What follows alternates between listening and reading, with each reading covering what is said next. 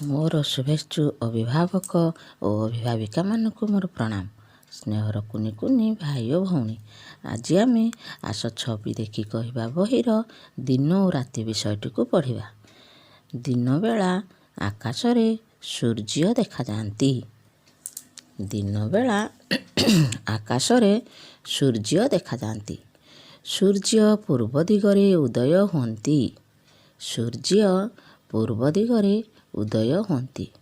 ସୂର୍ଯ୍ୟ ଉଇଁଲେ ଚାରିଆଡ଼େ ଆଲୋକିତ ହୋଇଥାଏ।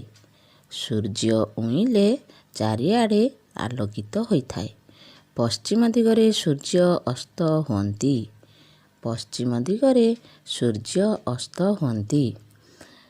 ରାତିରେ ଆକାଶରେ ଜହ୍ନମାମୁଁ ଦେଖାଯାଆନ୍ତି। ରାତିରେ ଆକାଶରେ ଜହ୍ନମାମୁଁ ଦେଖାଯାଆନ୍ତି। ଆକାଶରେ ତାରାମାନେ ଖୁବ୍ ସୁନ୍ଦର ଦେଖାଯାଆନ୍ତି। ଆକାଶରେ ତାରାମାନେ ଖୁବ୍ ସୁନ୍ଦର ଦେଖାଯାଆନ୍ତି। ତାହେଲେ ଆଜି ଆମେ ଦିନ ଓ ରାତିର ପରିଚୟ ଜାଣିପାରିଲେ।